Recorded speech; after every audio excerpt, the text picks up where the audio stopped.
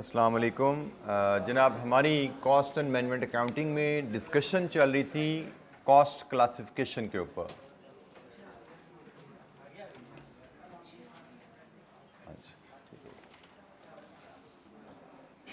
Cost classification में कल हमारी डिस्कशन हुई थी डायरेक्ट कॉस्ट और इनडायरेक्ट कॉस्ट के ऊपर। तो कोई सवाल कल के लेक्चर से direct cost, direct material, direct labour, direct expenses collectively called prime cost, और इनडायरेक्ट कॉस्ट में भी हमारे पास indirect material, indirect labour, indirect expenses होते हैं जिनको कलेक्टिवली हम ओवरहेड्स कहते हैं। ओवरहेड्स हमारे प्रोडक्शन ओवरहेड्स भी हो सकते हैं और नॉन प्रोडक्शन ओवरहेड्स मतलब एडमिन, सेलिंग, डिस्ट्रीब्यूशन ओवरहेड्स भी हो सकते हैं। कोई सवाल कल के लेक्चर से जनाब, कोई चीज़ समझ ना आई हो, कोई एक्सप्लेनेशन, कोई टर्म समझ ना आई हो? जी बेटा। जी जी।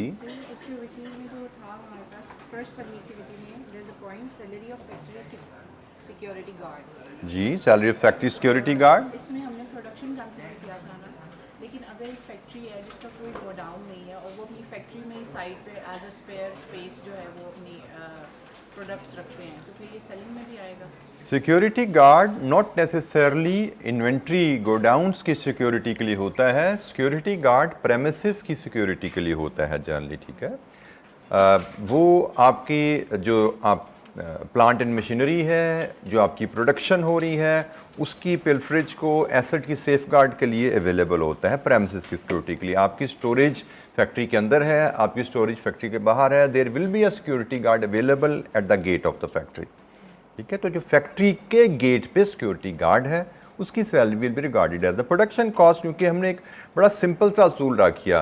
फैक्ट्री प्रेमिसेस, प्रोडक्शन प्रेमिसेस जो हमारा है उसमें जितने भी कॉस्ट इनकर हो रही हैं वो प्रोडक्शन फंक्शन को सपोर्ट करने के लिए इनकर हो रही हैं, ठीक है। And they will be regarded as production cost. वो सिक्योरिटी गार्ड की सैलरी है, वो प्रोडक्शन फैक्ट्री मैनेजर की सैलरी है, वो फैक्ट्री सुपरवाइज़र की सैलरी है, वो फैक्ट्री में जो अगर स्टोर कीपर है जो स्टोर रॉ मटेरियल वसूल कर रहा है, जो रॉ मटेरियल प्रोडक्शन हॉल को इशू कर रहा है, जो प्रोडक्शन हॉल से फिनिश गुड्स लेके मैनेज कर रहा है, इन्वेंट्री मैनेज कर रहा है, उसकी सैलरी प्रोडक्शन प्रेमिसेस में ही काउंट होगी, प्रोडक्शन फंक्शन में ही काउंट होगी उसकी सैलरी। जी बेटा।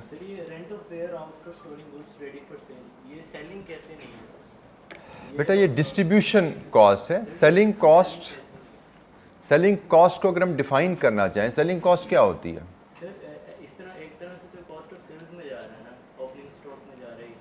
नहीं बेटा, वेयर हाउस की कॉस्ट ओपनिंग स्टॉक में नहीं जा रही होती, ठीक है। जो इन्वेंट्री की कॉस्ट है वो आपकी कॉस्ट ऑफ सेल में जा रही है।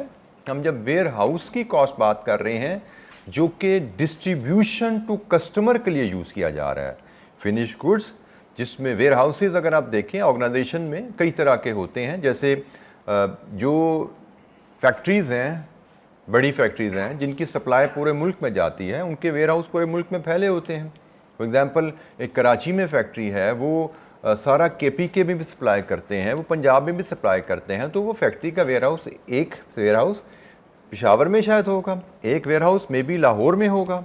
वो अपनी फैक्ट्री कराची में चीज़ें बनाएंगे, बना के वेयर हाउसेज में शिफ्ट कर देंगे ताकि जिस इलाके का कस्टमर ऑर्डर करे उस इलाके के वेयर हाउसेज को जल्दी से पहुँचा सकें। अब लाहौर का कस्टमर चीज़ मंगवाए, कराची से चलेगी तो कई दिनों में टाइम लगेगा। KP का कस्टमर मंगवाए, कराची से गुड्स चलेगी, टाइम लगेगा। तो डिस्ट्रीब्यूशन को स्मूथ करने के लिए फिनिश गुड्स को आप कस्टमर के इलाके के करीब प्लेस कर देते हैं for distribution purposes. Finish goods ready for sale placed in the warehouse, may be factories in Karachi, such warehouse may be in Lahore और इन KP, ठीक है। किस लिए है? डिस्ट्रीब्यूशन को फैसिलिटेट करने के लिए कि डिस्ट्रीब्यूशन हमारी एफिशिएंट हो जाए, कस्टमर को टाइमली चीज़ें मिल जाएं। जी, any other question?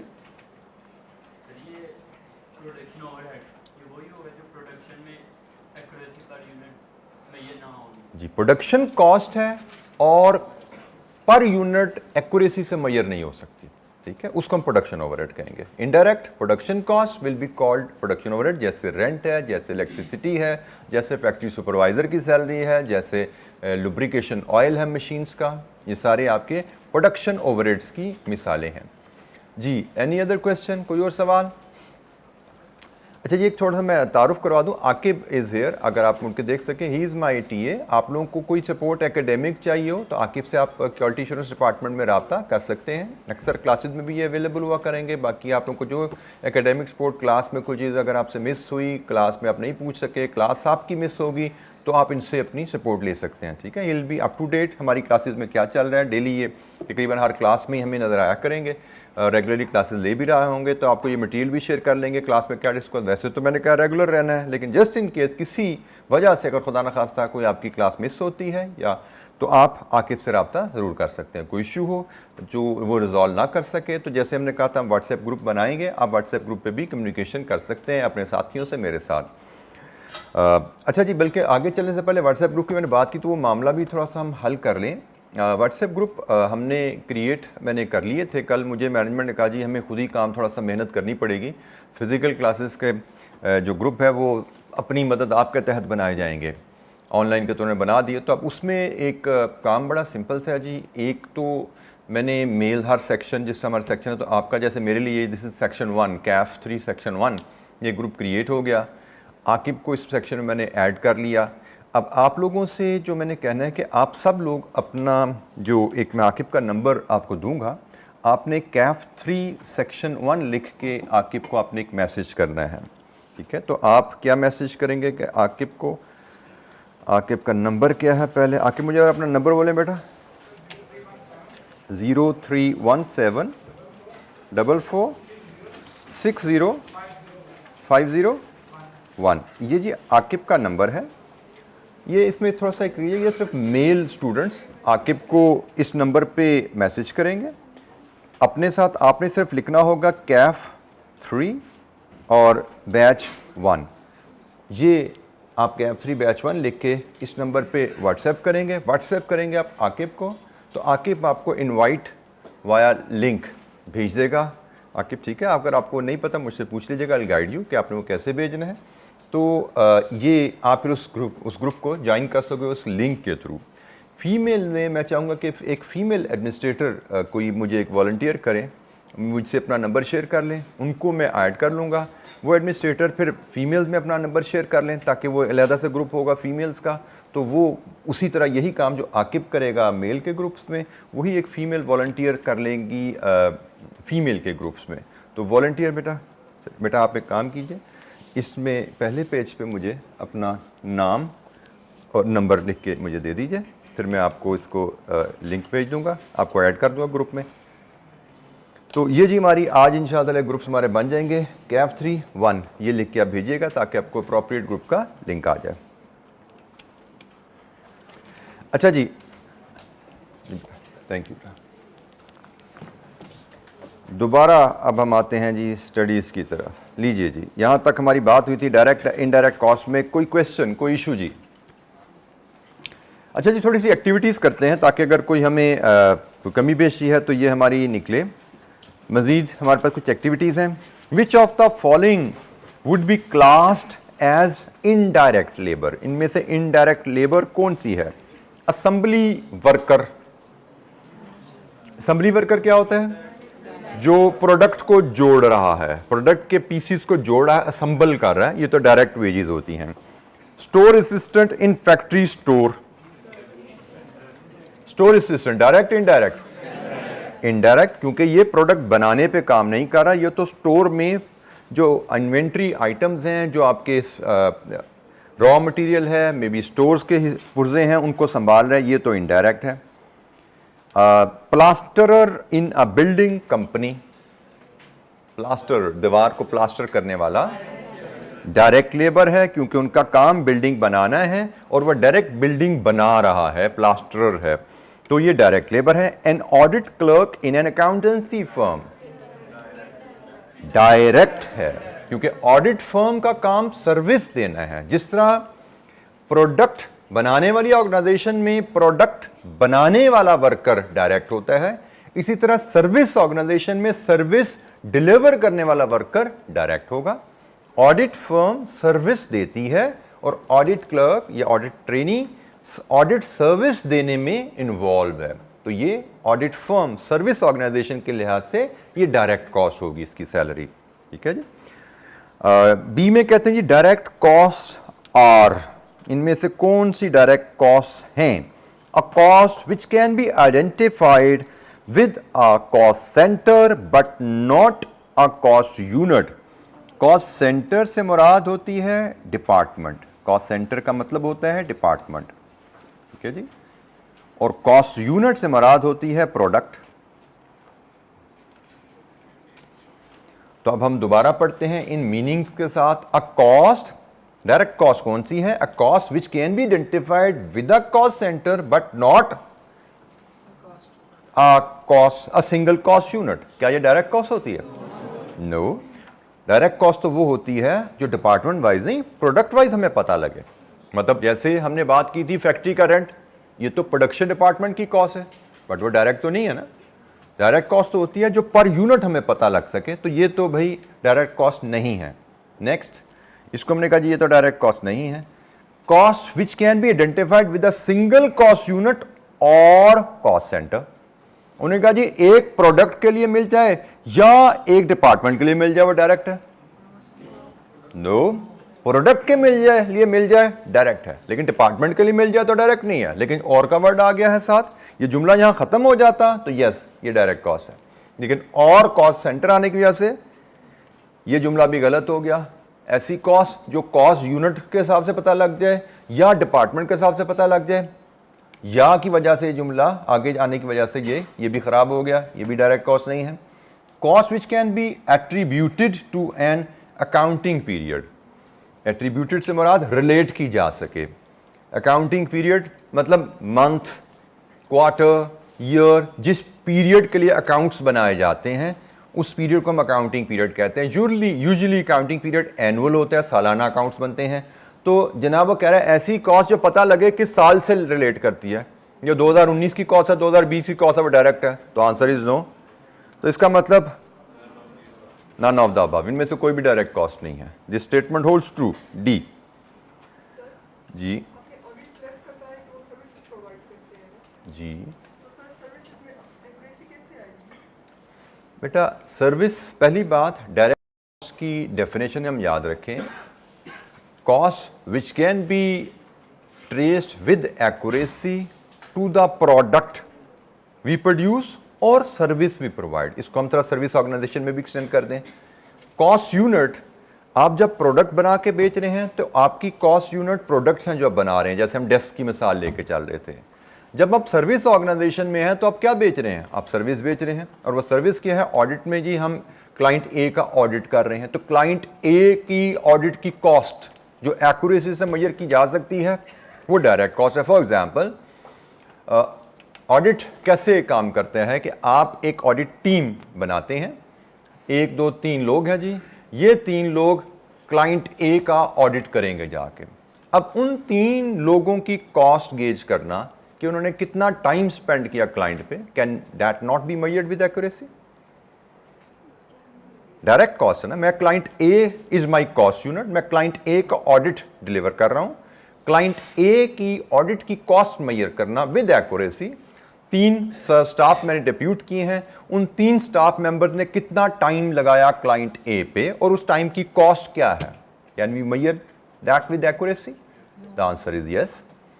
So this is a direct cost. जो ऑडिट स्टाफ डिप्यूट हुआ, जिसने 3 हफ्ते लगाए या 1 महीना लगाया, 1 महीना एक्सक्लूसिवली उन्होंने क्लाइंट ए का ही काम किया है, तो उनकी कॉस्ट गेज करना, क्लाइंट ए की कॉस्ट ऑडिट कॉस्ट में उसको शामिल करना मेरे लिए बड़ा आसान है, की जा सकती है, ठीक है। लेकिन फिर होगा क्या? क्लाइंट पे गए 1 महीने के लिए, उन्होंने काम किया, उसके बाद वो ऑफिस आ गए।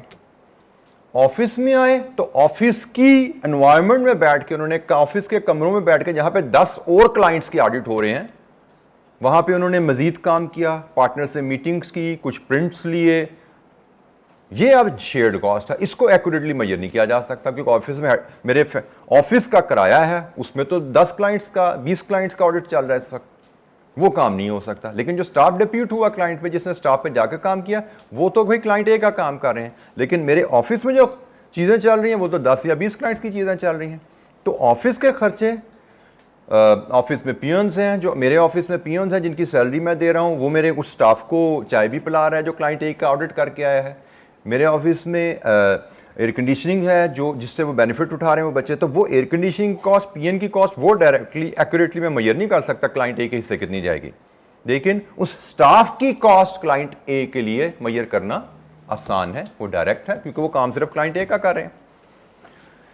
और अगर बाय द वे स्टाफ अगर क्लाइंट ए के साथ क्लाइंट बी का काम भी कर रहा है, फिर भी एक्यूरेटली मेजर होती हैं चीजें कि हम स्टाफ से कहते हैं आप अपना आवरली रिकॉर्ड रखिए, आप एक दिन में 8 घंटे काम करते हैं, बताइए 8 घंटे में से 6 घंटे ए के लिए काम किया, 2 घंटे बी के लिए काम किया, तो फिर भी एक्यूरेटली मेजर हो गया। क्योंकि स्टाफ की कॉस्ट को हम आसानी से एलोकेट कर सकते हैं अगर हम स्टाफ के टाइम का रिकॉर्ड रख रहे हैं कि स्टाफ ने कितना टाइम किस क्लाइंट को सर्व किया। तो स्टाफ की कॉस्ट, ऑडिट क्लर्क की cost is direct cost in service organization. जी, एनी अदर क्वेश्चन?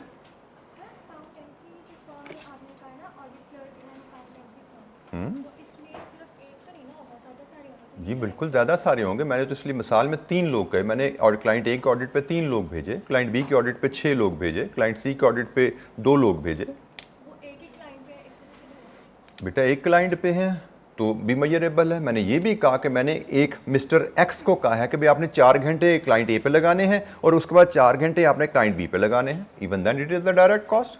मुझे पता है क्लाइंट ए पे 4 घंटे लगे, क्लाइंट बी पे 4 घंटे लगे, अगर मिस्टर एक्स की कॉस्ट डेली 1000 है तो 500 चार्ज हो जाएगी क्लाइंट ए को, 500 चार्ज हो जाएगी क्लाइंट बी को, if I am maintaining a record, it is measurable. तो cost which can be measured with accuracy, तो ये क्लाइंट की ऑडिट क्लर्क की cost can be measured with accuracy, किस क्लाइंट पे कितना टाइम सब हुआ। अच्छा जी, classification by nature and function, एक और एक्टिविटी देखते हैं। इसमें हमें डिफरेंट कॉस्ट दी गई हैं। पहले हमने इसको क्लासिफाई करना है कि ये डायरेक्ट है या इनडायरेक्ट है, और अगर इनडायरेक्ट है तो किस कैटेगरी ऑफ ओवरहेड में जाती है, क्योंकि इनडायरेक्ट कॉस्ट को हम ओवरहेड्स कहते हैं। अगर डायरेक्ट कॉस्ट होगी तो डेफिनेटली वो ओवरहेड नहीं है, नॉट एप्लीकेबल आ जाएगा। 1 बाय 1। प्रोडक्शन सुपरवाइजर की सैलरी डायरेक्ट है इनडायरेक्ट है? प्रोडक्शन सुपरवाइजर प्रोडक्ट नहीं बनाता, प्रोडक्शन कॉस्ट जरूर है बट डायरेक्ट कॉस्ट नहीं है, ये इनडायरेक्ट कॉस्ट है। हाँ, इनडायरेक्ट कॉस्ट है तो ये प्रोडक्शन के ओवरहेड्स हैं। ओवरहेड्स को मैंने OH से एब्रीवेट कर दिया। प्रोडक्शन सुपरवाइजर सैलरी और सैलरी ऑफ फैक्ट्री सुपरवाइजर, बेटा प्रोडक्शन सुपरवाइजर जो है फैक्ट्री सुपरवाइजर ही कहलाया ना। फैक्ट्री सुपरवाइजर प्रोडक्शन सुपरवाइजर एक ही बात है शायद। प्रोडक्शन सुपरवाइजर या फैक्ट्री सुपरवाइजर अल्टरनेटिव टर्मिनोलॉजी है, क्योंकि हम प्रोडक्शन कॉस्ट और फैक्ट्री कॉस्ट एक ही बात समझते हैं। मैं आपको ये समझाता आ रहा हूँ कि फैक्ट्री में जो खर्चे हो रहे हैं उनको प्रोडक्शन कॉस्ट ही होते हैं। तो प्रोडक्शन सुपरवाइजर, फैक्ट्री सुपरवाइजर, थोड़ा सा आप कह सकते हैं अल्टरनेटिव के तौर पर टर्म ये यूज हो जाती हैं। दोनों का काम प्रोडक्शन फंक्शन को सुपरवाइज करना है, क्योंकि फैक्ट्री में प्रोडक्शन फंक्शन ही परफॉर्म हो रहा होता है प्राइमरीली। तो फैक्ट्री सुपरवाइजर है या प्रोडक्शन सुपरवाइजर है, एक ही बात है हमारे लिए, वो प्रोडक्शन कॉस्ट है और इनडायरेक्ट कॉस्ट है। Accounts manager salary direct indirect? Indirect. And admin overheads. Depreciation of delivery van indirect. And selling and distribution overhead कह लें या सेलिंग एंड डिस्ट्रीब्यूशन ओवरहेड कह सकते हैं। अगर एक वर्ड देना है तो डिस्ट्रीब्यूशन ओवरहेड्स है। Depreciation of plant and equipment indirect है और ये प्लांट प्रोडक्शन में इस्तेमाल होता है, ये प्रोडक्शन ओवरहेड्स हैं। Wages of production worker, production worker की सैलरीज ये बिल्कुल डायरेक्ट हैं, और जब ये डायरेक्ट हैं तो ये फिर ओवरहेड्स नहीं है। ठीक हो गया जी। किसी पॉइंट की लॉजिक समझ ना आए पूछना है, हमारा मकसद यहाँ पे इन चीज़ों को नोट करना नहीं है, इनको समझना है। प्रिंसिपल जो हमने सीखे हम उनकी एप्लीकेशन यहाँ कर रहे हैं। जी बेटा।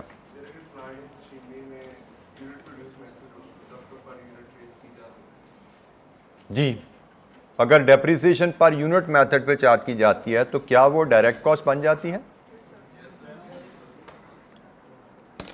डेप्रिसिएशन की डेफिनेशन क्या आपको बताएगा? जी बेटा।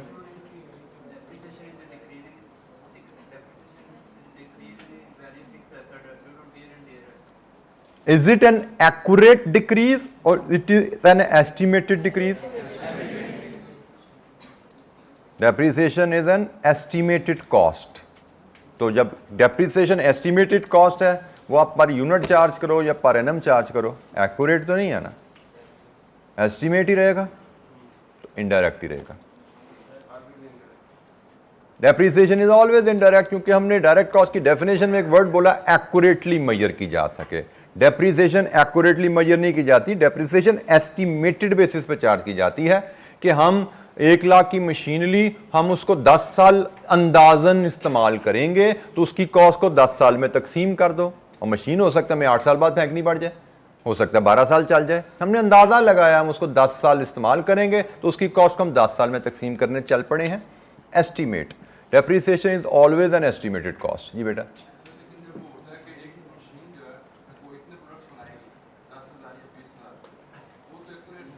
बनाएगी मतलब से क्या मरा?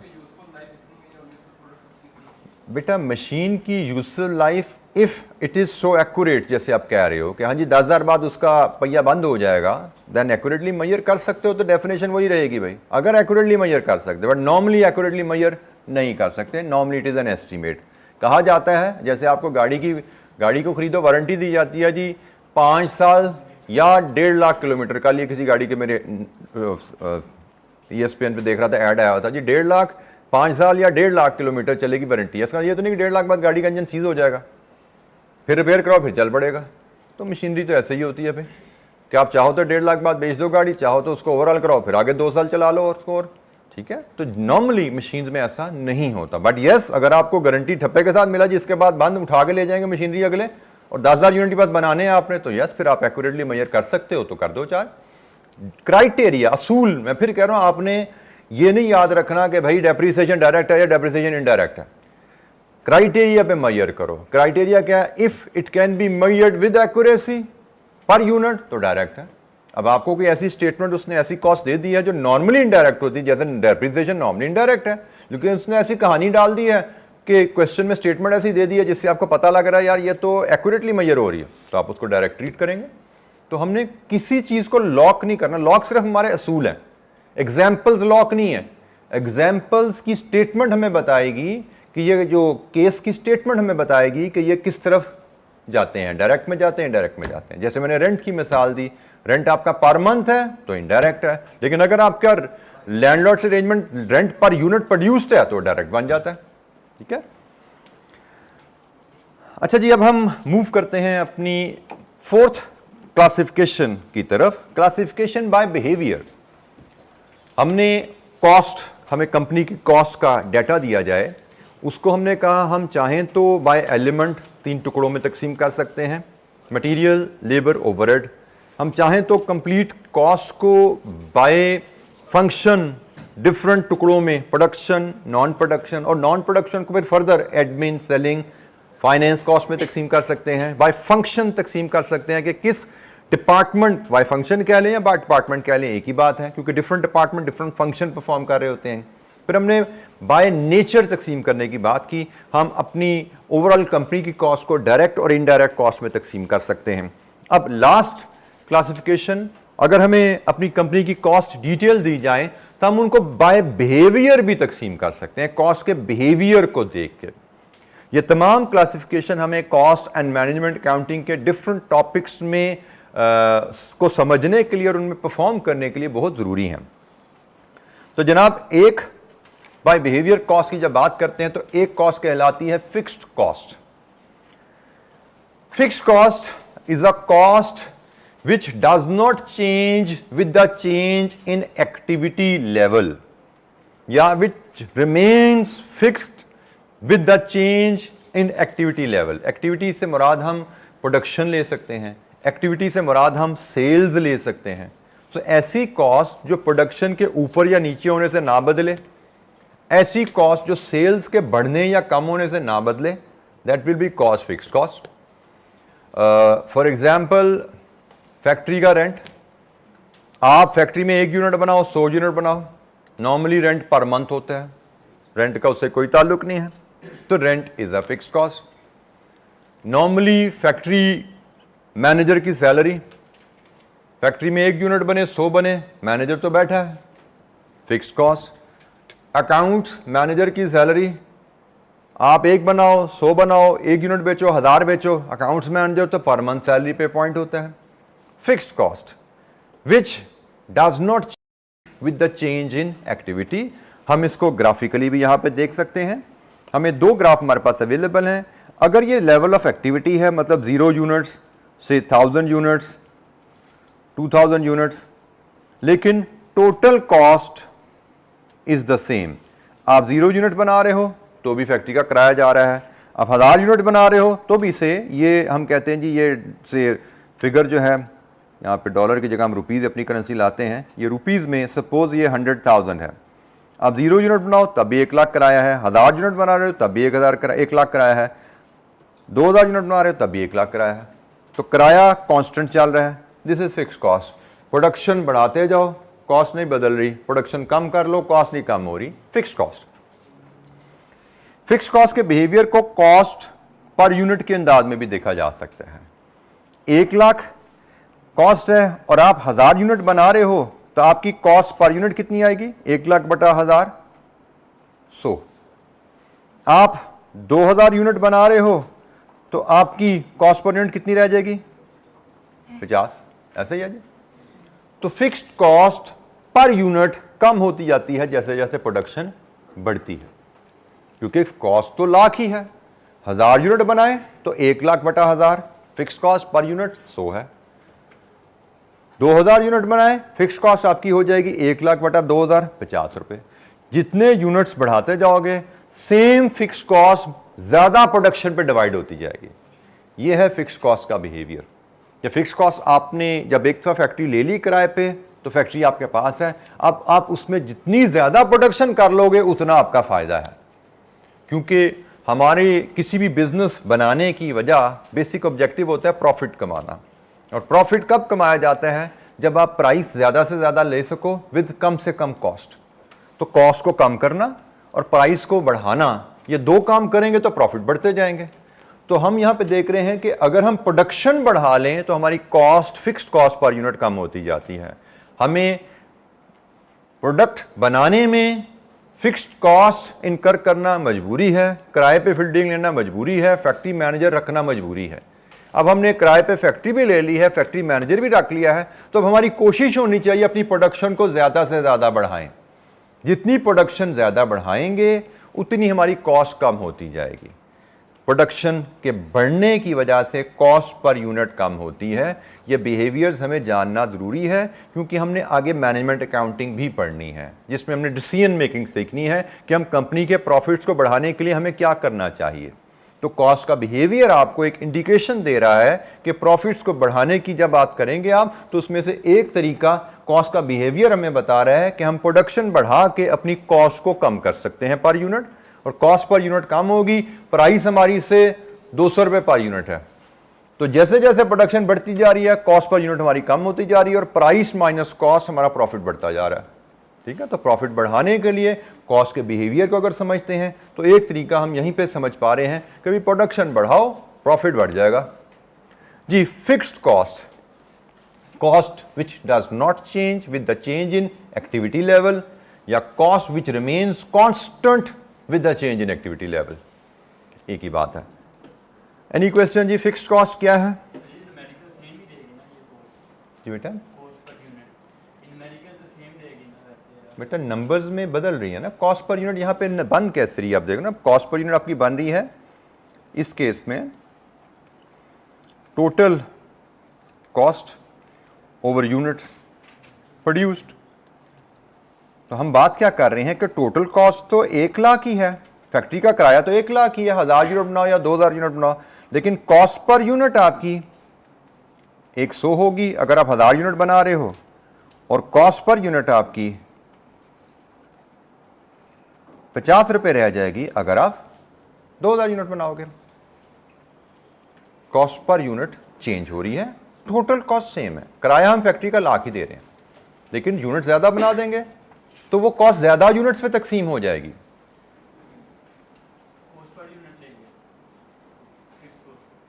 बेटा फिक्स्ड कॉस्ट टोटल 1 लाख है, फिक्स्ड कॉस्ट पर यूनिट इस तरह कैलकुलेट की जा सकती है और ये बदलती जाती है प्रोडक्शन के बदलने से। फिक्स्ड कॉस्ट पर यूनिट बदलेगी, ग्राफ से पता लग रहा है।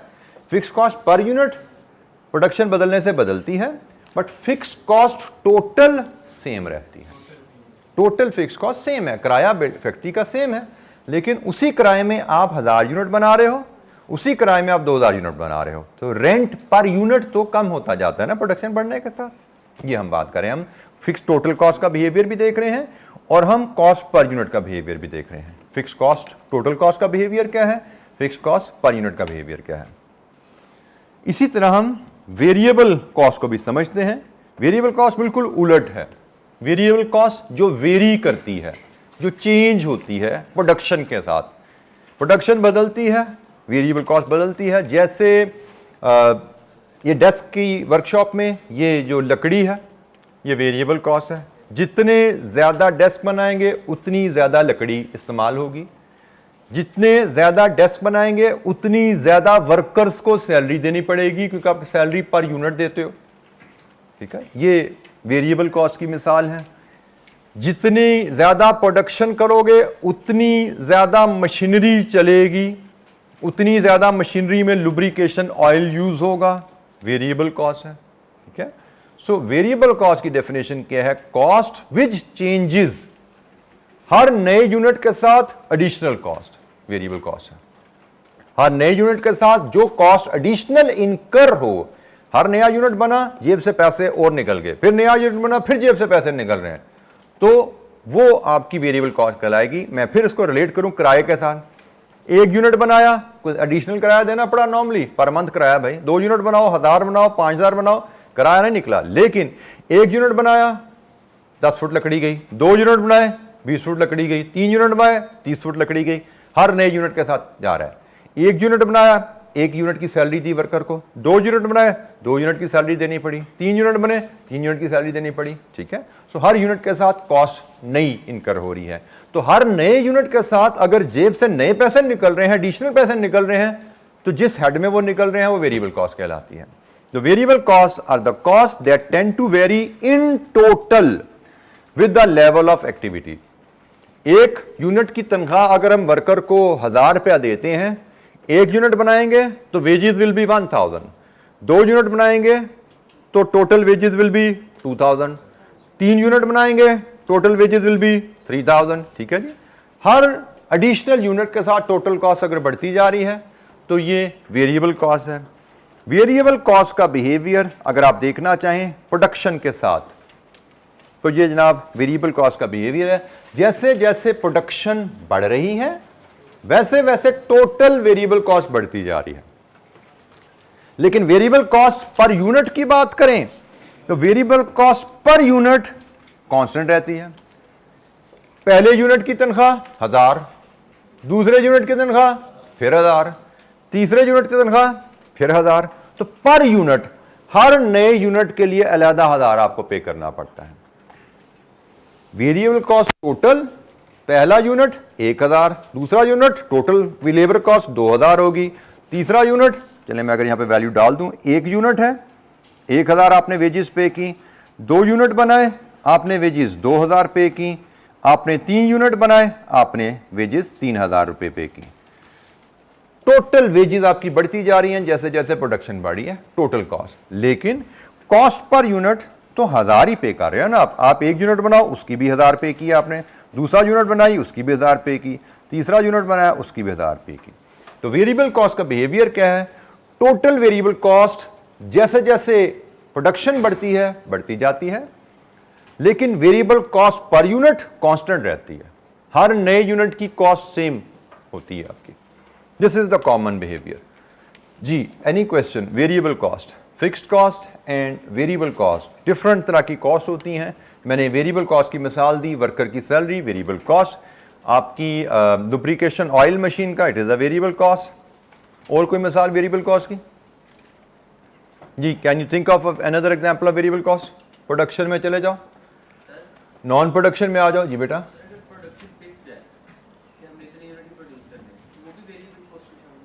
प्रोडक्शन फिक्स्ड है बेटा, आप 2000 बनानी है, लेकिन एक एक करके 2000 पे पहुंचोगे ना, इकट्ठे ही तो यूं डला और यूं बाहर 2000 नहीं आएगा ना, एक एक करके 2000 बनते हैं आपके। तो हमने बिहेवियर का पढ़ा कि अगर हर एडिशनल यूनिट के साथ एडिशनल खर्चा जेब से निकल रहा है, आप 1 बनाओ, 2000 बनाओ, 10,000 बनाओ, हर एडिशनल यूनिट के साथ एडिशनल खर्चा जेब से निकल रहा है, तो वो वेरिएबल है। सर ये लेवल ऑफ एक्टिविटी के साथ ये फ्लक्चुएट करेगी आगे जाके, मतलब एक पॉइंट आएगा जहाँ पर या तो वहाँ से आगे से डिस्काउंट मिलेगा या तो चीज़ें। जी बिल्कुल बिल्कुल ऐसा ही है। और भी अभी बिहेवियर में भी हमने कंप्लीट नहीं की, बिहेवियर पे हमारी भी डिस्कशन होनी है।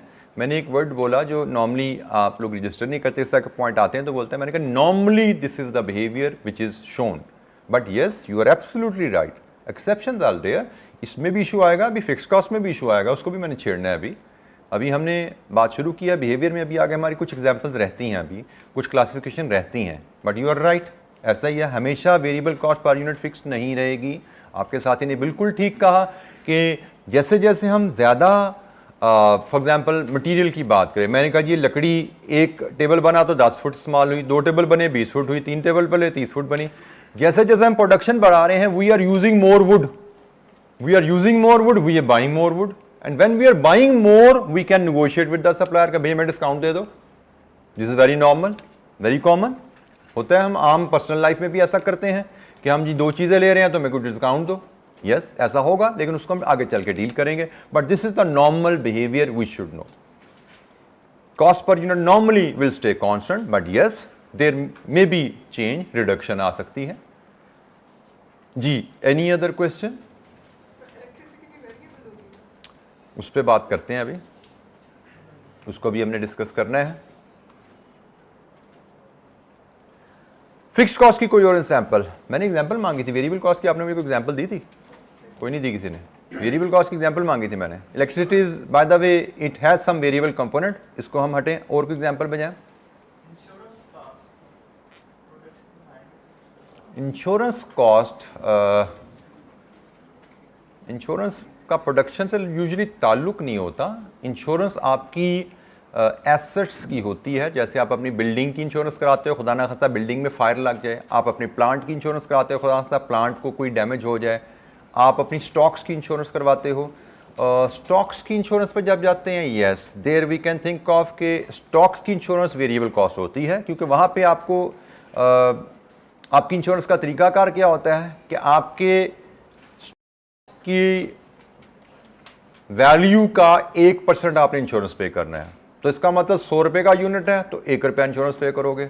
100 के 2 यूनिट्स पड़े हुए हैं तो 2 रुपये इंश्योरेंस पे करोगे। 100 के 3 यूनिट्स पड़े हुए आपके पास तो 3 रुपये इंश्योरेंस पे करोगे। तो यस, स्टॉक्स की इंश्योरेंस जब आप कराते हैं तो उसका ताल्लुक हर एक यूनिट के साथ एडिशनल इंश्योरेंस आपको पे करनी पड़ती है। It becomes variable cost. बिल्कुल ठीक है, stocks insurance it's a variable cost. Distribution cost, yes उसमें काफ़ी ज़्यादा वेरिएबल कंपोनेंट है। बल्कि हम एक काम करते हैं, सेल्स कॉस्ट लेते हैं, सेलिंग कॉस्ट लेते हैं। हमारे सेल्समैन हैं, उनको हम सैलरी दे रहे हैं मंथली तो वो फिक्स्ड है, लेकिन हम उनको एट टाइम सेल्स कमीशन देते हैं कि जी हम आपको 1% कमीशन देंगे। आप जितने की सेल्स करेंगे उस रेवेन्यू का 1% आपको कमीशन दिया करेंगे। तो आप 100 रुपये की चीज़ बेचेंगे, 1 रुपया कमीशन मिलेगी। आप 200 का चीज़ें बेचेंगे, 200 का रेवेन्यू कमाएंगे, आपको 2 रुपये कमीशन मिलेगी। तो जो सेल्स कमीशन है वो वेरिएबल कॉस्ट है, लेकिन सेल्समैन की जो सैलरी है वो पर मंथ होती है। तो सेल्समैन की सैलरी फिक्स कॉस्ट हो जाएगी, सेल्समैन की कमीशन वेरिएबल कॉस्ट हो जाएगी, क्योंकि कमीशन हर नए यूनिट के साथ एडिशनल देनी पड़ेगी। सैलरी जितने मर्जी यूनिट बेचो, कम बेचो, ज्यादा बेचो, वो फिक्स है, वो तो पर मंथ दे रहे हैं, हम पर यूनिट दे ही नहीं रहे। तो जो कॉस्ट पर यूनिट इनकर हो रही है वो वेरिएबल है, जो पर मंथ इनकर हो रही है वो फिक्स्ड है। जिसका यूनिट से कोई ताल्लुक नहीं है वो फिक्स्ड है। अच्छा जी, हम आगे चलते हैं थोड़ा सा। एक और type of cost, semi variable या semi fixed cost. Semi variable या सेमी फिक्स्ड कॉस्ट ऐसी कॉस्ट होती हैं जिनमें एक कॉस्ट में फिक्स्ड और वेरिएबल कंपोनेंट्स दोनों शामिल हैं। जैसे आपके साथी ने भी कहा था इलेक्ट्रिसिटी बिल, अब इसमें दोनों चीजें शामिल हैं। मैं वेरिएबल कॉस्ट की मिसाल दोबारा पीछे जाकर जोड़ूं। मैंने कहा जी एक टेबल बनाया तो 10 फुट लकड़ी लगी, टेबल नहीं बनाया तो लकड़ी लगी क्या? No, zero, no production zero cost, ये ग्राफ में नजर आ रहा है, जीरो प्रोडक्शन जीरो कॉस्ट। लेकिन घर में बिजली ना इस्तेमाल करो तो बिजली का बिल जीरो आता है क्या? घर में टेलीफोन ना इस्तेमाल करो तो टेलीफोन का बिल जीरो आता है क्या? There is some fixed cost, इस्तेमाल करो या ना करो बिल आ जाना है थोड़ा सा। हाँ, इस्तेमाल करोगे तो बिल बढ़ता जाएगा। यह है ग्राफ आपके बिजली के बिल का कि 0 यूनिट बिजली इस्तेमाल करो फिर भी बिल आएगा शायद 500 रुपए का। उसके बाद जैसे जैसे यूनिट्स बढ़ाते जाओगे बिल बढ़ता जाएगा। यही बिहेवियर शायद टेलीफोन के बिल का है। ठीक है जी। तो ये आपका सेमी फिक्स्ड कॉस्ट या इसको सेमी वेरिएबल कॉस्ट कहते हैं। सेमी फिक्स्ड या सेमी वेरिएबल कॉस्ट ऐसी कॉस्ट जिसमें फिक्स्ड कुछ हिस्सा फिक्स्ड होता है और कुछ हिस्सा वेरिएबल होता है। जैसे बिजली के बिल की हमने मिसाल ली, कुछ हिस्सा इसमें फिक्स्ड है, 500 रुपए फिक्स्ड है, इस्तेमाल करो या ना करो 500 का बिल आना है, और उसके बाद 10 रुपए पर यूनिट ऐड करते जाएंगे। ठीक हो गया। तो ये सेमी वेरिएबल कॉस्ट है। इसी तरह बाय द वे मैं एक और ग्राफ बनाता हूं, ये भी सेमी वेरिएबल का ग्राफ है। मैं एक ये ग्राफ है सेमी वेरिएबल का, ये ग्राफ सेमी वेरिएबल है। इसकी मिसाल दी मैंने ये इलेक्ट्रिसिटी का। ये ग्राफ किस चीज का हो सकता है, किस कॉस्ट से रिलेट कर सकते हो? क्या आप 0 यूनिट इस्तेमाल करो या आप 500 यूनिट इस्तेमाल करो, फिक्स कॉस्ट है। उसके बाद जैसे 501 उससे बिल बढ़ना शुरू होगा, कॉस्ट बढ़नी शुरू हो जाएगी। Sorry, warehouse rent,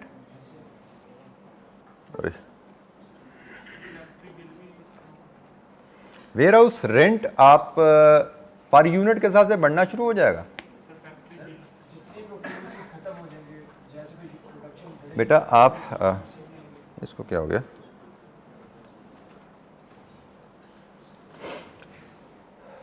warehouse rent आपने बात ठीक कि प्रेमिस खत्म हो जाएगा, बढ़ेगा, बट वो इस बिहेवियर के साथ बढ़ेगा। इस पे मेरा क्वेश्चन आता है, शायद वो इस बिहेवियर से शायद नहीं बढ़ेगा जो हमने अभी प्लॉट किया था। लेट मी, कंप्यूटर पता नहीं क्यों रीस्टार्ट हो गया।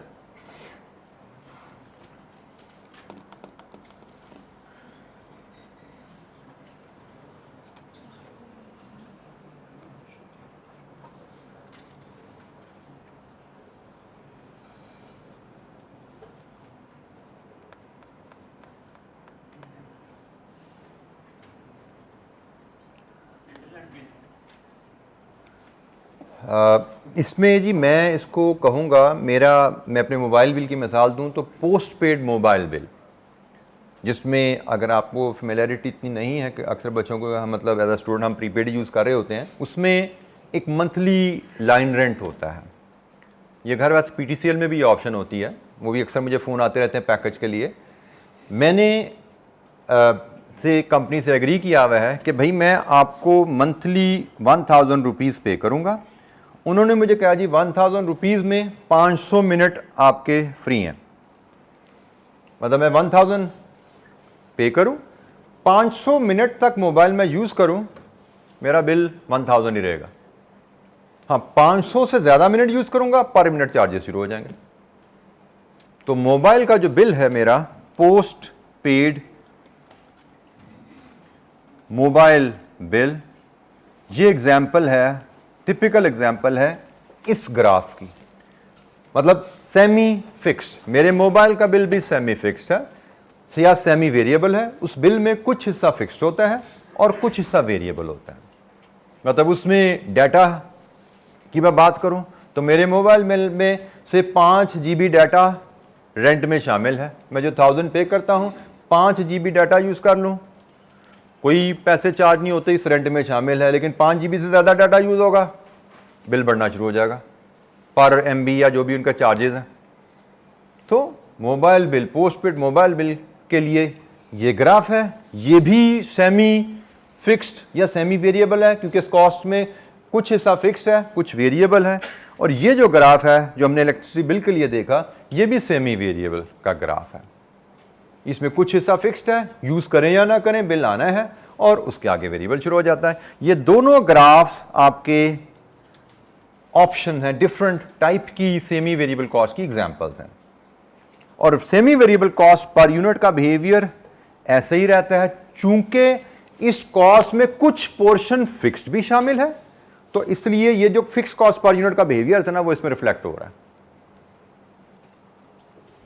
कुछ पोर्शन फिक्स भी शामिल है, तो इसलिए फिक्स कॉस्ट का जो बिहेवियर था कि भाई जैसे जैसे आप यूनिट ज्यादा इस्तेमाल करोगे आपकी कॉस्ट पर यूनिट कम होती जाएगी। जैसे देखो जरा, आपका अगर बिजली का बिल 500 यूनिट्स पे फिक्स्ड है, बेशक बिजली इस्तेमाल करो या ना करो 500 बिल आना है, और उसके बाद ₹10 पर यूनिट ये बिल आता है, तो आपकी कॉस्ट पर यूनिट का बिहेवियर देखो कैसे चलेगा। आपने 1 यूनिट बिजली इस्तेमाल की 510/1, आपने 2 यूनिट बिजली इस्तेमाल की 510/2, 520/2 सॉरी, आपने 3 यूनिट बिजली इस्तेमाल की 530/3। अब जरा बिहेवियर देखो, ये 510 है, ये कितनी है जी 260, ये कितनी है,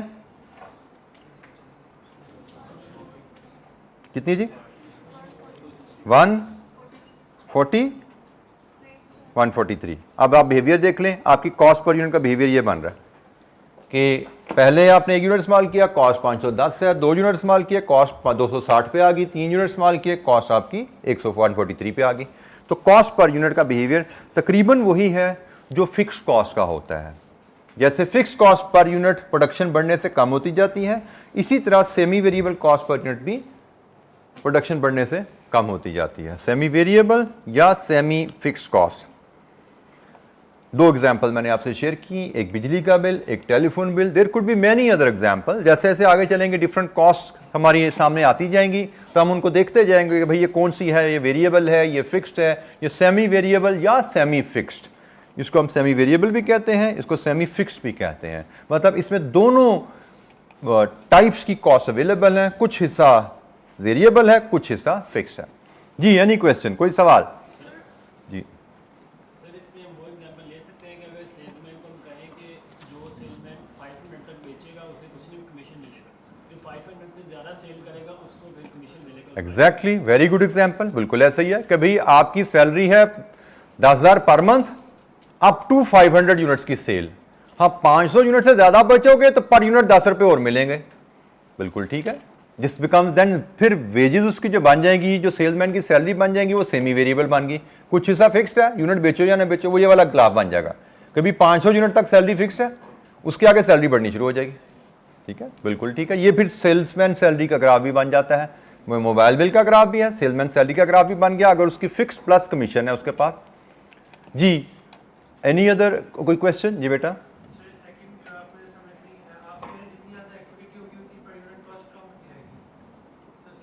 ये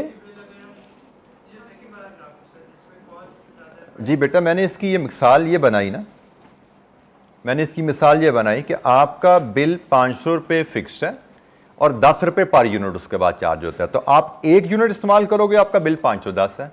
आप 2 यूनिट बिजली इस्तेमाल कर रहे हो, आपका बिल 520 है। आप 3 यूनिट इस्तेमाल कर रहे हो, आपका बिल 530 है। ये पर यूनिट कॉस्ट निकालते जा रहे हैं आप। ठीक है, 500 इस्तेमाल करो ना करो, आना ही आना है। जितनी इस्तेमाल करोगे 10 रुपये के हिसाब से पर यूनिट चार्ज होता जा रहा है। तो टोटल बिल आपका 510, 520, 530 बन रहा है। तो ये कॉस्ट पर यूनिट का बिहेवियर, ये जो हमने बिहेवियर देखा है, ये ग्राफ इसको रिप्रेजेंट कर रहा है कि जैसे जैसे प्रोडक्शन बढ़ी है वैसे वैसे कॉस्ट पर यूनिट नीचे आ रही है। जी एनी अदर क्वेश्चन, कोई सवाल?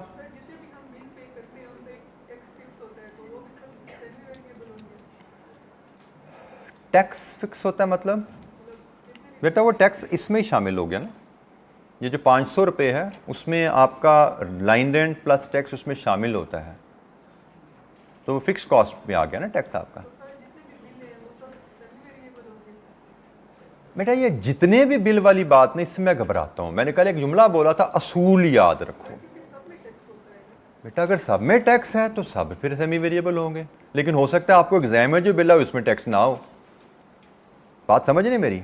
आप इस तरह की जब सब में हर जगह ऐसे ही करना है, जब ये बातें करते हैं, इसका मतलब क्या है कि आप असूल याद नहीं रखना चाहती, आप बस सोचने से जान छुड़ाना चाहते हैं कि भाई मुझे सोचना ना पड़े, बस बिल आ जाए डाल दो सेमी वेरिएबल। मैं इसी चीज से आपको दूर रखना चाहता हूं। जो कल मैंने बात की थी, एग्जाम्पल्स को याद नहीं कर लेना कि भाई बिल सेमी वेरिएबल होता है, ये याद नहीं करना। याद क्या करना है? ये ग्राफ्स, ये असूल कि भाई ऐसी कॉस्ट जिसमें कुछ हिस्सा फिक्स्ड है, कुछ हिस्सा वेरिएबल है, वो सेमी वेरिएबल है। अब आपको जो कॉस्ट बताई जाए एग्जाम में, क्वेश्चन में, उसको पढ़िए, असूल पे परखिए, फिर फैसला कीजिए।